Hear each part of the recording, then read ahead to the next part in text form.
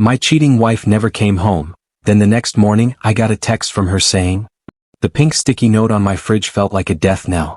Ashley's perfect script spelled out 23 words that dissolved 12 years of marriage. Gone for 2 weeks with Chase. Need space. Please respect my journey. Ashley. I stood in my boxers, still wearing yesterday's work shirt, clutching my morning coffee. It felt like the last normal thing I had, and as it turned out, I was right. My name is Jake Morrison and I'm a mechanic. It's not glamorous work, but it's honest. My hands are permanently stained with oil, my back aches from crawling under engines, and I usually smell more like WD-40 than cologne. Ashley used to say she loved that about me, the genuine grit of it all.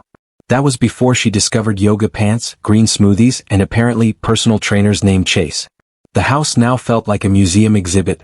Failed marriage, American suburb edition. Everything was too neat, too carefully arranged. Ashley's vanilla candles still burned in the living room, their cloying sweetness mingling with the lingering scent of her expensive perfume. The security camera she'd insisted on installing last month suddenly made sense. She'd been planning this for a while. I walked to the kitchen window and gazed at our meticulously kept lawn. Mrs. Delaney from next door was already peeking through her blinds.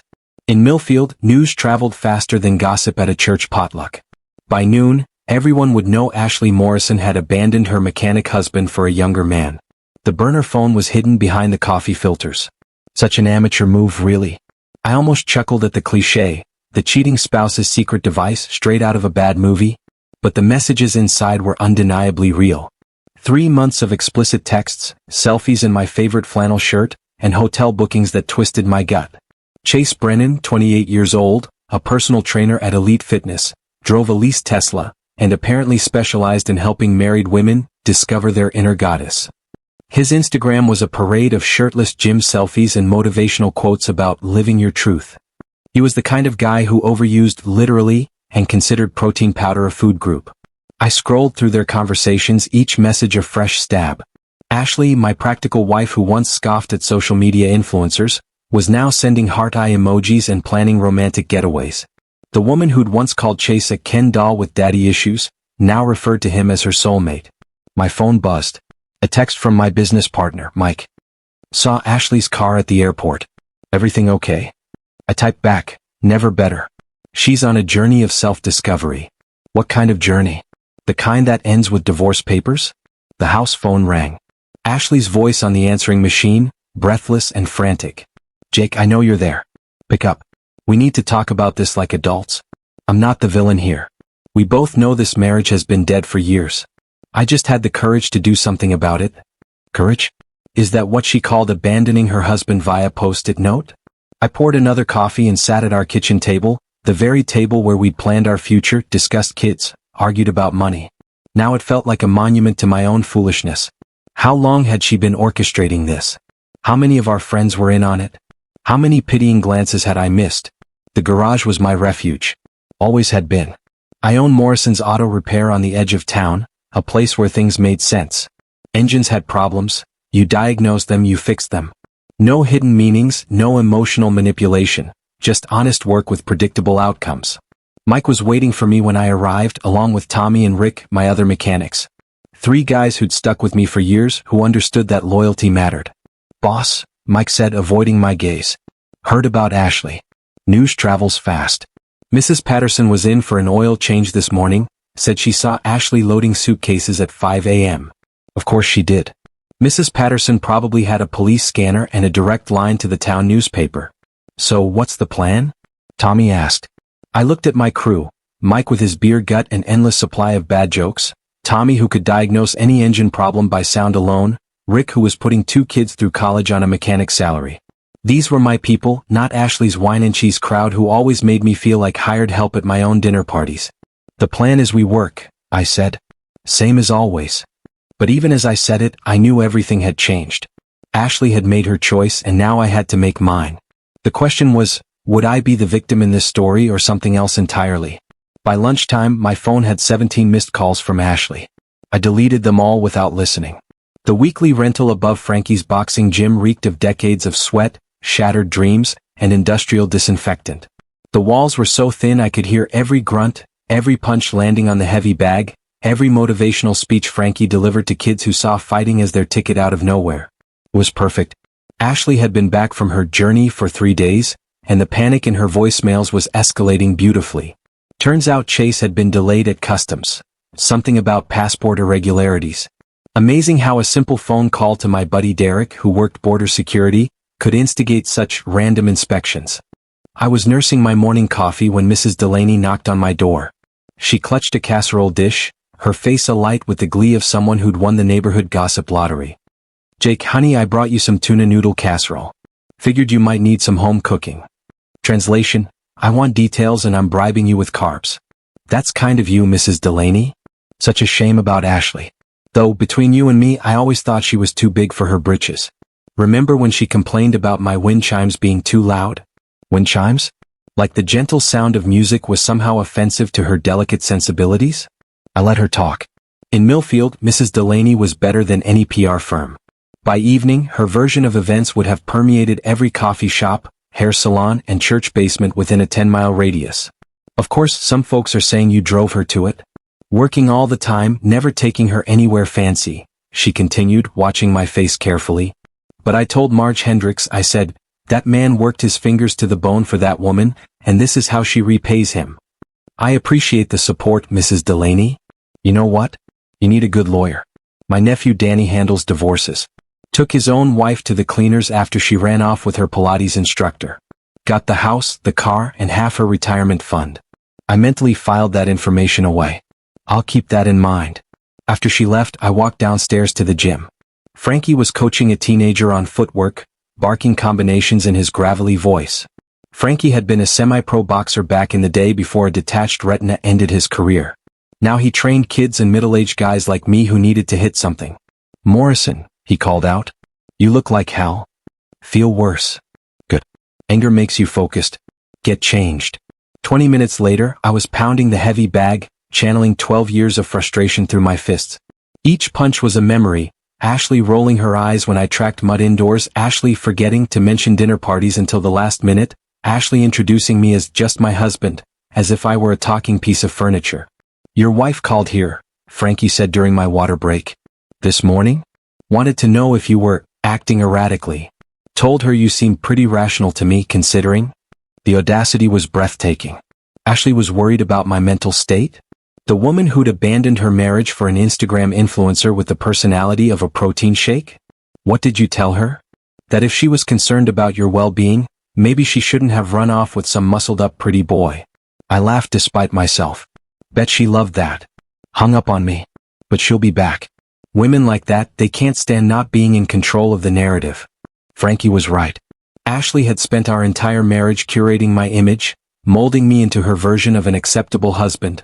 The blue-collar guy with a heart of gold, rough around the edges but trainable.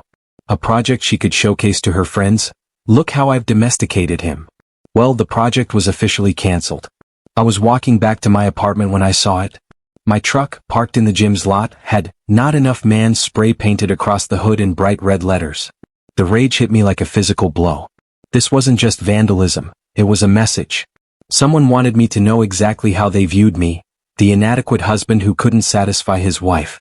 I called the police, more for the report than any real hope of justice. Officer Martinez arrived 20 minutes later, took photos, and asked the obvious questions. Did I have any enemies? Anyone who might want to harm me?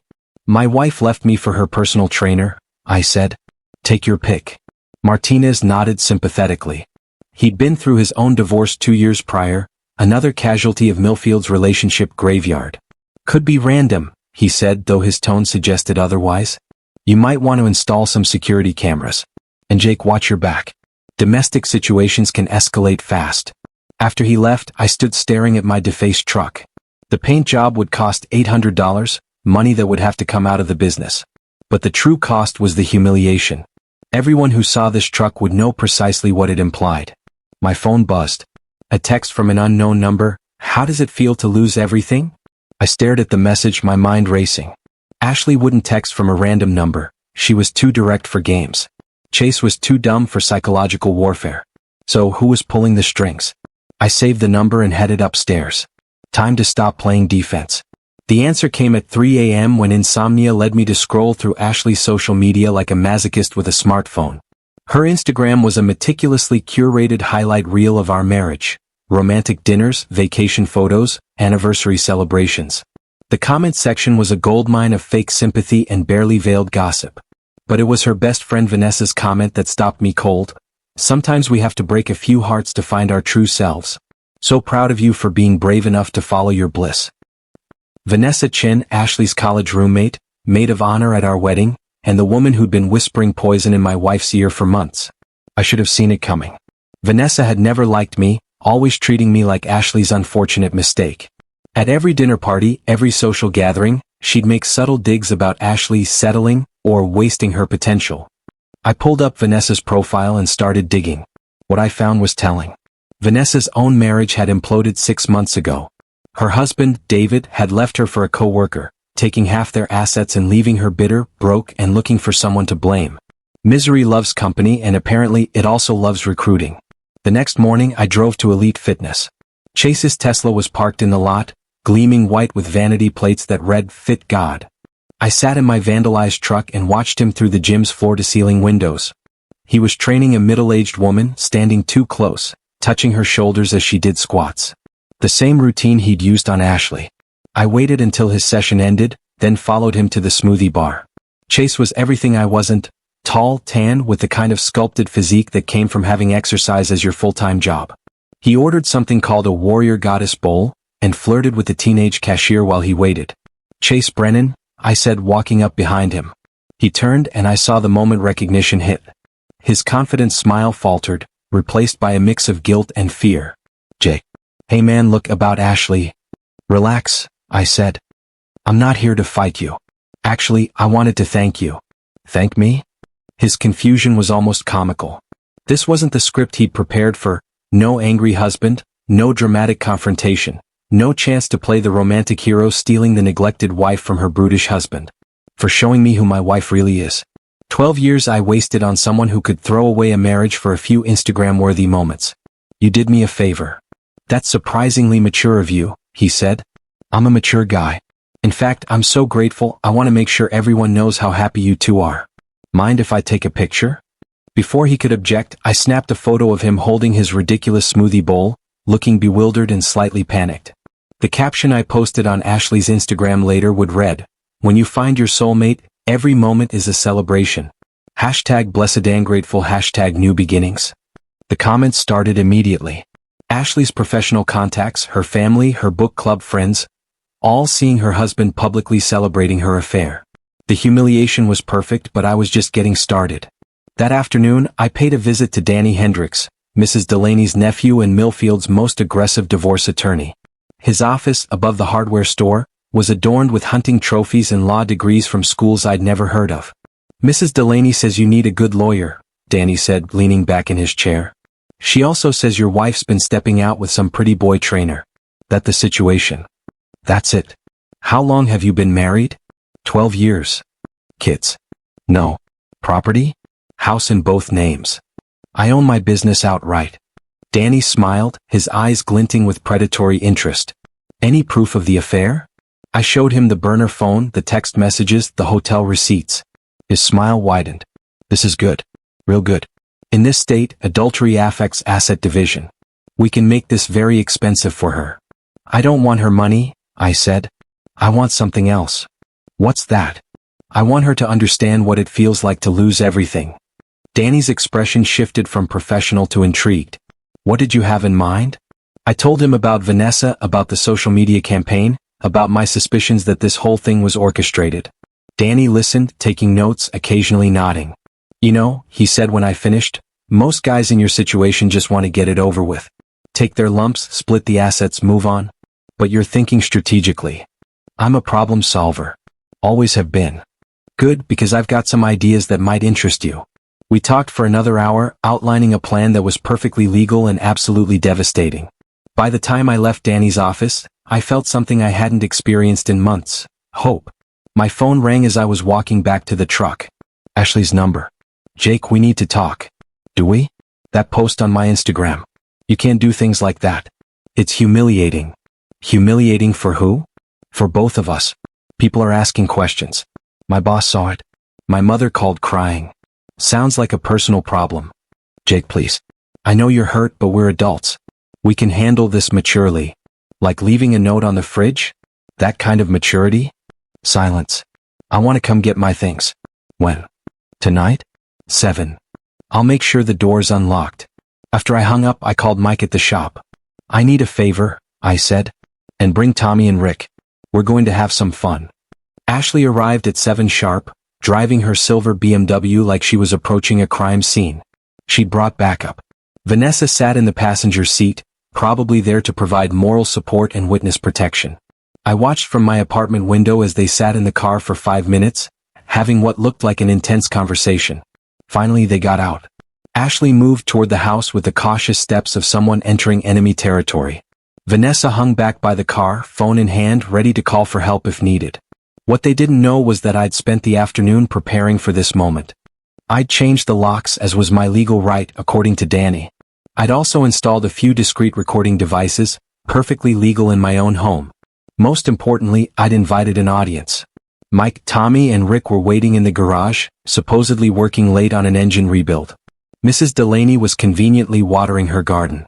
Even Officer Martinez happened to be patrolling the neighborhood, thanks to a call about suspicious activity I'd made an hour earlier. Ashley knocked on the front door. I took my time answering. Jake, she said, attempting a smile. Thank you for this.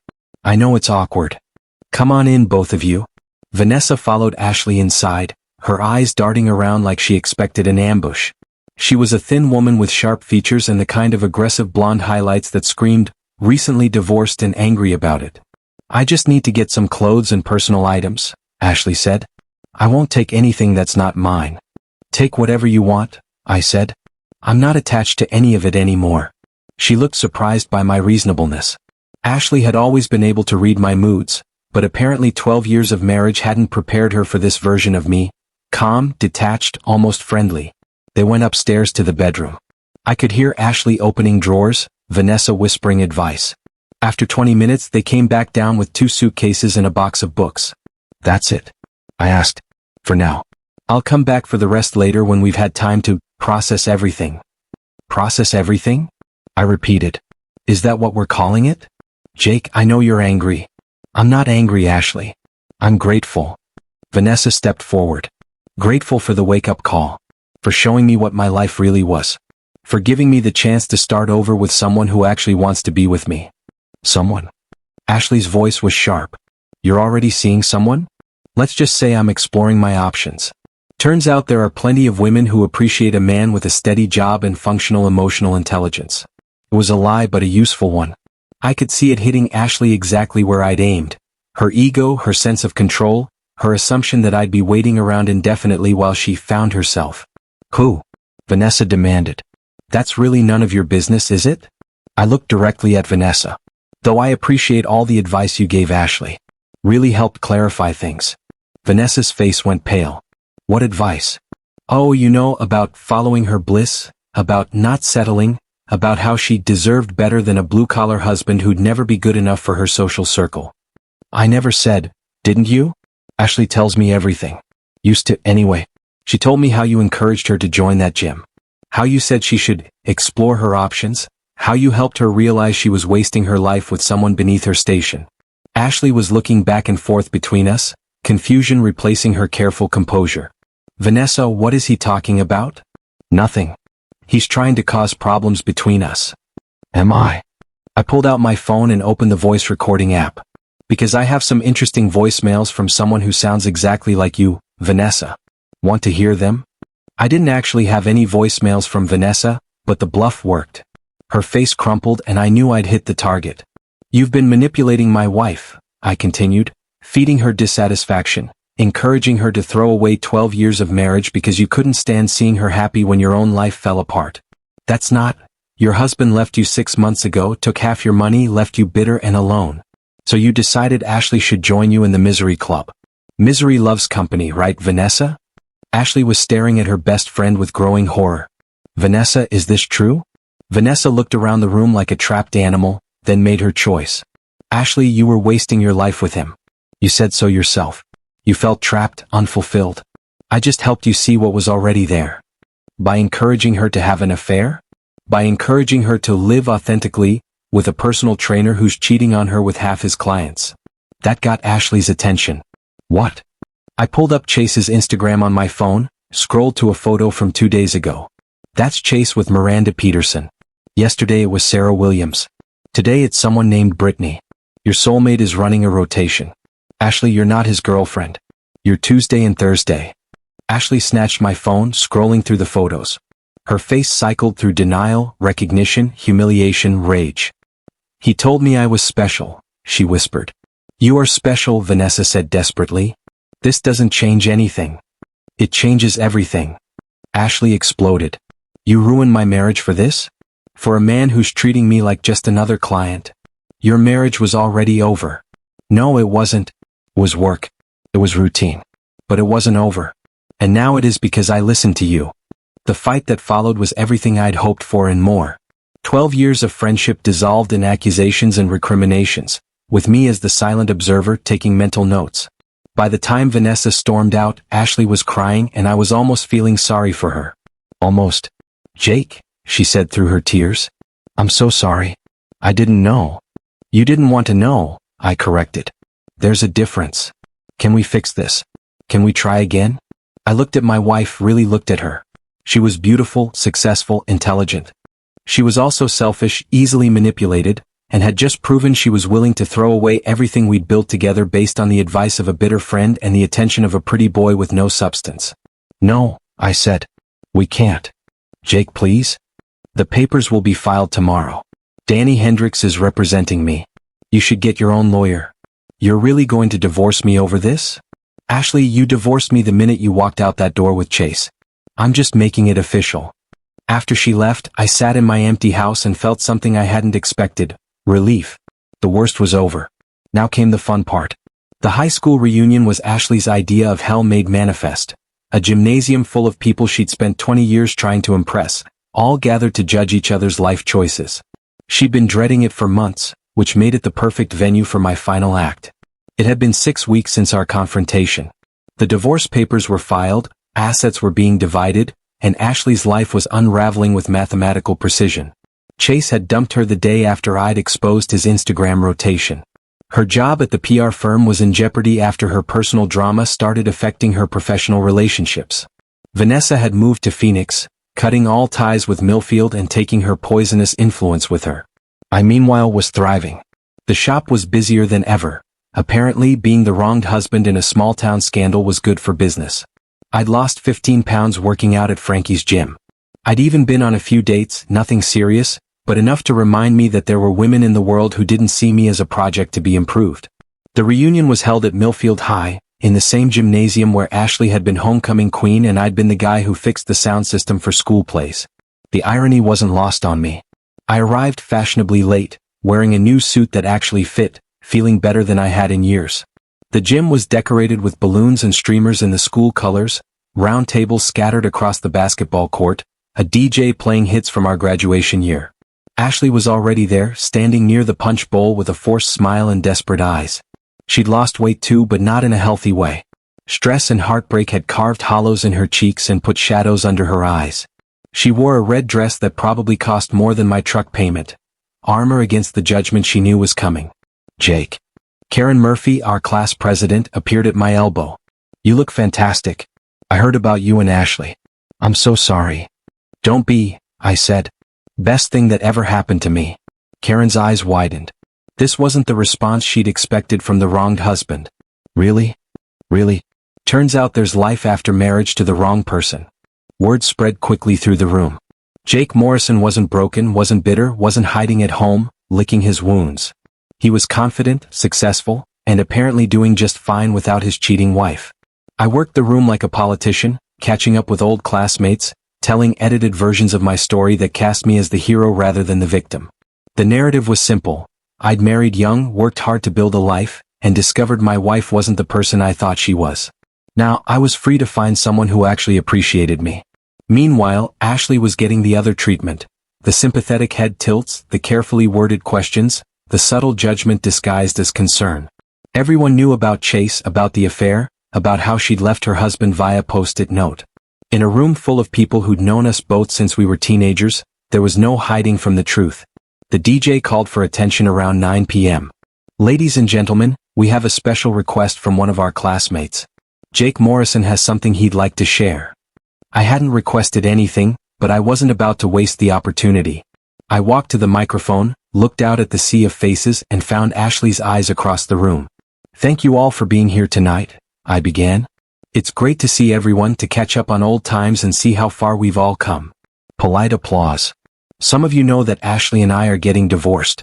It's been a difficult time, but also a learning experience.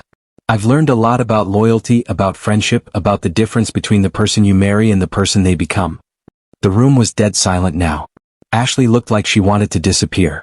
"I've learned that some people will stick with you through anything, and others will abandon you the minute something better comes along. I've learned that trust, once broken, can't be repaired with apologies and promises. Most importantly, I've learned that sometimes the worst thing that happens to you turns out to be the best thing." I paused, letting that sink in. Ashley leaving me for her personal trainer was devastating at first. But it also freed me from a marriage that had become a performance, a life that was more about appearances than happiness. It showed me who my real friends were, and it gave me the chance to start over with someone who actually wants to be with me. Murmurs rippled through the crowd. Ashley's face was white. "So, I want to thank Ashley publicly for having the courage to show me who she really is. For teaching me that sometimes you have to lose everything to realize you didn't have anything worth keeping in the first place." The silence was deafening. I handed the microphone back to the DJ and walked off the makeshift stage, leaving Ashley to deal with the aftermath.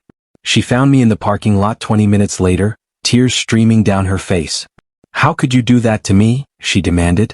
"In front of everyone we know." "Do what?" "Tell the truth." "Humiliate me." "You humiliated yourself, Ashley. I just refused to pretend otherwise. I made a mistake." "You made a choice. You chose Vanessa's advice over our marriage. You chose Chase over me. You chose to leave by a post-it note instead of having an adult conversation. Those weren't mistakes. They were decisions. I was confused. You were selfish. There's a difference." She stood there crying, and for a moment I almost felt sorry for her. Almost. "You wanted a villain, Ashley. You needed me to be the inadequate husband, the man who wasn't enough, the obstacle standing between you and your authentic life. Congratulations, you got your wish. I'm exactly the villain you made me." I got in my truck and drove away, leaving her standing in the parking lot in her expensive red dress, finally understanding what she'd lost. The next morning I got a call from Danny. Ashley had agreed to all our terms. No contest, no alimony, a clean split of assets. She just wanted it over. 6 months later, I sold the house and bought a cabin on Miller's Lake. The shop was doing better than ever. I was in the best shape of my life, and I was dating a woman named Susan who laughed at my jokes and didn't see me as a fixer-upper project. Ashley moved to Chicago, starting over with a new job and a new life. I heard she was seeing someone, an accountant this time, someone stable and boring and completely unlike Chase. Maybe she'd learned something after all. As for Vanessa, I never heard from her again. Phoenix was probably far enough away to start fresh, to find new friends to manipulate and new marriages to sabotage. I kept the burner phone as a reminder, not of what I'd lost, but of what I'd gained. Sometimes the worst betrayal is also the greatest gift, showing you exactly who you're dealing with before it's too late to do something about it. They say the best revenge is living well. They're wrong. The best revenge is becoming the person your enemies forced you to be and discovering you like that person better than who you were before. I was no longer the accommodating husband, the man who made himself smaller to make others comfortable, the guy who fixed everyone else's problems while ignoring his own. I was something new, something harder, something that wouldn't be taken advantage of again. Ashley had wanted me to be the villain in her story of self-discovery and authentic living. Instead, I became the hero of my own story. The man who refused to be destroyed by betrayal and came out stronger on the other side. She'd created a monster, all right, just not the kind she'd expected.